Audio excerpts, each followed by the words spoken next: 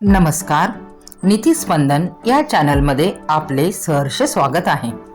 आज आपण पाहणार आहोत मराठी राजभाषा गौरव दिन याविषयी उत्तम दर्जेदार प्रभावशाली असे मराठी भाषण. सन्माननीय व्यासपीठावरील मान्यवर, वंदनीय गुरुजन वर्ग व येथे उपस्थित सर्व बंधू भगिनींनो, विद्यार्थी मित्रमैत्रिणींनो, मराठी भाषा रसिक हो. आज 27 फेब्रुवारी हा दिवस आपण मराठी राज्यभाषा गौरव दिन म्हणून मोठ्या उत्साहाने साजरा करतो. हा दिवस महाराष्ट्राचे ज्येष्ठ कवी, लेखक, लाडके साहित्यकार, ज्ञानपीठ पुरस्कार विजेते, थोर लेखक, नाटककार श्री वा शिरवाडकर उर्फ कुसुमाग्रज यांचा जन्मदिवस. कुसुमाग्रजांनी अनेक सरस कथा, कादंबऱ्या, निबंध, लघुकथा, नाटक, कविता इत्यादी यांचे कौशल्य लेखन केले. त्यांची विशाखा ही कादंबरी भारतीय साहित्यातील उत्कृष्ट कार्य व आधुनिक मराठी काव्याचे कायमचे भूषण ठरले आहे. नटसम्राट सारखे अजरामर नाटक कुसुमाग्रजांच्या प्रतिभेची ओळख करून देतात. मराठी ही सर्वांग सुंदर भाषा आहे. मराठी ही भारतातील अधिकृत 22 भाषांपैकी एक भाषा आहे. मराठी भाषेतील ज्येष्ठ साहित्यकार आणि ज्ञानपीठ पुरस्कार विजेते श्री विष्णू वामन शिरवाडकर उर्फ कुसुमाग्रज यांचा जन्मदिवस या निमित्ताने मराठी भाषा गौरव दिन साजरा केला जातो. जीवन लहरी, किनारा, मराठी माती, वादळवेल इत्यादी त्यांचे प्रकाशित काव्यसंग्रह आहेत. दुसरा पेशवा, वीज म्हणाली धरतीला, नटसम्राट, राजमुकुट इत्यादी त्यांची गाजलेली नाटके आहेत.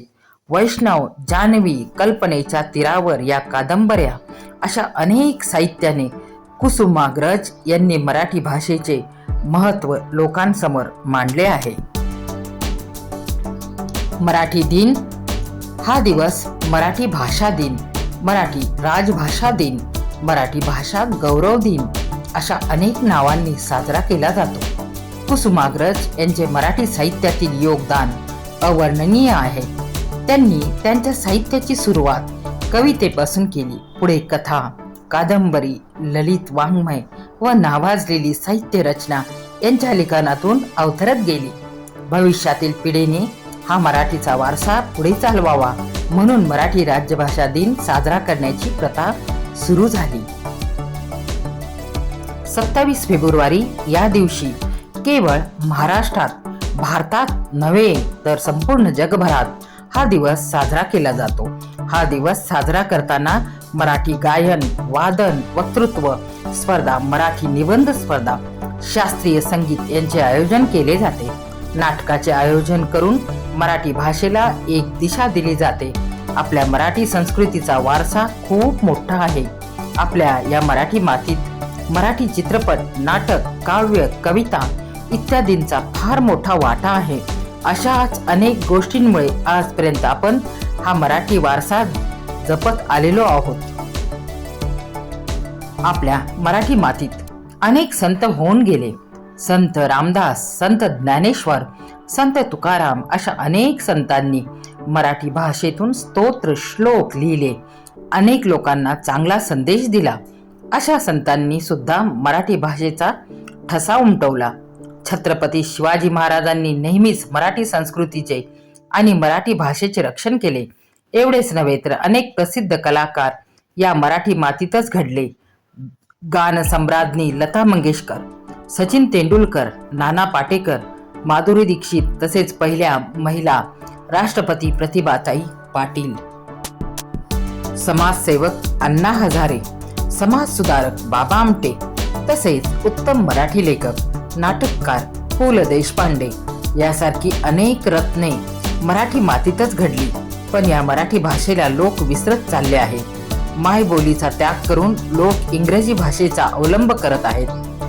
इंग्रजी ही काळाची गरज आहे, नक्कीच, याबद्दल दुमत नाहीच. पण त्यासाठी मराठी भाषेला विसरणे हे योग्य नाही.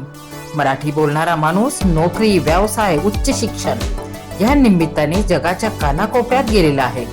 तेथे जाऊन हिंदी, इंग्रजी यासारख्या भाषा अवगत करून मराठी भाषेला विसरत चालला आहे.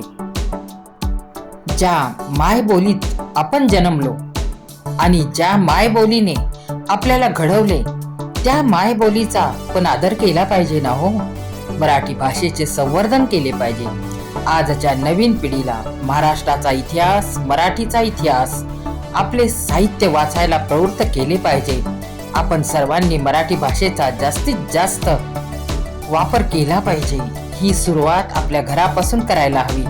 अशा गोष्टींमुळेच मराठी दिन साजरा केल्याचे खरे सार्थक होईल. मराठी बोलणारा मराठी माणूस आज जगाच्या कानाकोपऱ्यात गेलेला आहे. कोणी शिक्षणाच्या निमित्ताने, कोणी व्यवसायाच्या निमित्ताने, तर कोणी नोकरीच्या निमित्ताने. उच्च शिक्षित होऊन इंग्रजी, हिंदी सारख्या इतर भाषा अवगत करून ग्लोबल होऊन मराठी माणूस आज आपल्या आईला, मातृभाषेला विसरत चालला आहे.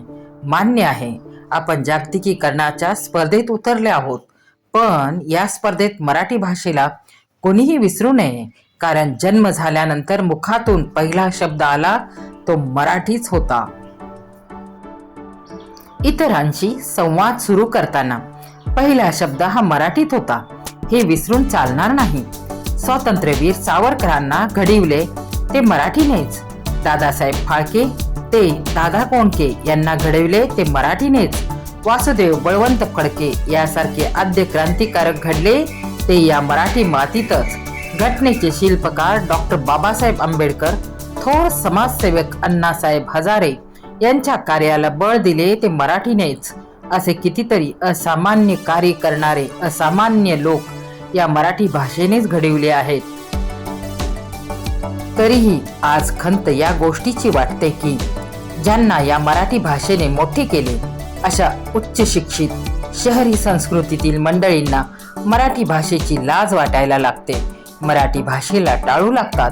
का तर म्हणे मराठी भाषेला समाजात बोलणे हे मागासलेपणाचे लक्षण आहे. हा कृतज्ञपणा करू नका. इतर भाषांचा द्वेष मुळीच करू नका, पण मराठी भाषेचा सन्मान झालाच पाहिजे. आज मराठी भाषा गौरव दिन साजरा होतोय खरा, पण मराठी टिकावी, मराठी भाषेची किंमत वाढावी यासाठी आपण कोणते प्रयत्न करत आहोत, करणार आहोत याचा विचार करणे फार आवश्यक आहे. प्रत्येकाने ठरवले पाहिजे जास्तीत जास्त मराठी भाषेचा उपयोग दैनंदिन व्यवहारात करेन. आपण दिवसभरात शेकडो वेळा फोन करताना, घेताना हॅलो ऐवजी नमस्कार नाही का म्हणू शकत? कोणाला SMS पाठवताना मराठी शब्दांचा वापर नाही का करू शकत? हिंदी, इंग्रजी चित्रपट पाहण्याबरोबरच मराठी चित्रपट पाहून मराठी कलाकारांना, मराठी भाषेला प्रोत्साहन नाही का देऊ शकत? मराठी बोलूनही काम होत असेल तर त्यावेळी हमखास मराठी बोलून मराठीची किंमत नाही का वाढवू शकत? हे आपण नक्कीच करू शकतो, 100% करू शकतो. मराठी भाषा वाचविणे हे काम सरकारचे किंवा कोणी राजकीय गटाचे नाही, तर हे काम आहे प्रत्येक मराठी माणसाचे. चला तर मग मराठी भाषेचे संवर्धन करू, मराठी शाळा, मराठी भाषा टिकवू. फक्त जाता जाता एवढेच म्हणावेसे वाटते की दगड झालो तरी सह्याद्रीचा होईन, माती झालो तर महाराष्ट्राची होईन, तलवार झालो तर भवानी मातेची होईन, आणि पुन्हा मानव जन्म मिळाला तर मराठीच होईन. धन्यवाद.